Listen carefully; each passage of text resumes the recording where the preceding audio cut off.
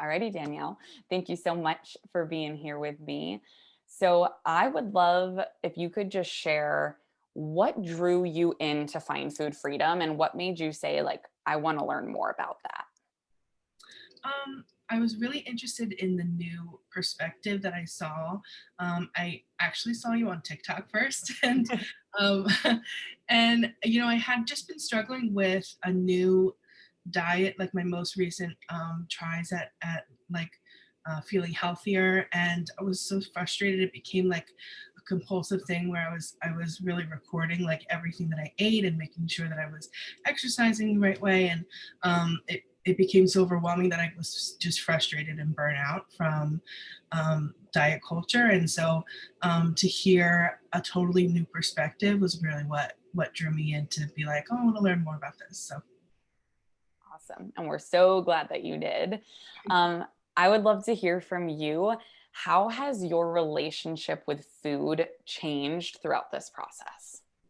I think the biggest change that I've noticed is that I've really let go of this morality with food, like um, thinking of a certain food as good or bad, and then sort of perpetuating the cycle of shame with eating like the bad foods, and getting past like having some kind of morality attached to food has helped me to just kind of see, okay, I ate a cookie.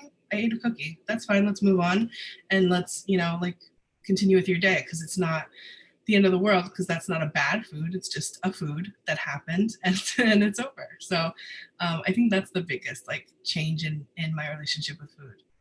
That is awesome. Awesome. And then this one, I kind of already asked you off air, but I'm going to ask it again is, and it could be different if you need it to be, but what has been throughout this entire process? So that was kind of more specific to food, but what has been your biggest aha moment or your biggest takeaway from working with Find Food Freedom?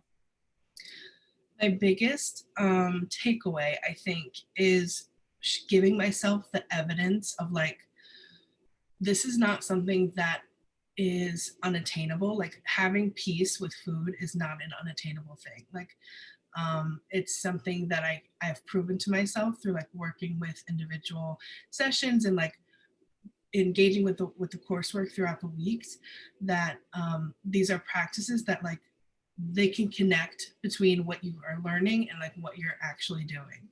And I think that's been the biggest thing is just like proving to myself that I can have a good relationship with food and exercise and feel good about the things that I'm doing and not like perpetuating that cycle of shame.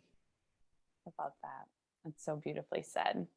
And so, last question here. If a friend reached out to you and said, Danielle, should I work with Find Food Freedom? What would you say to them and why?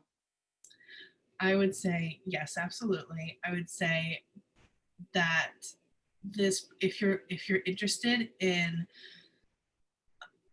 having a more peaceful relationship with food and exercise and your body, that this was a really great resource because so much of our culture is telling us that we need to look a certain way and be a certain way and function a certain way in this like world, and it's doesn't have to be that, and we can be accepted and loved just like the way we are, and healing is absolutely possible. Thank you so much.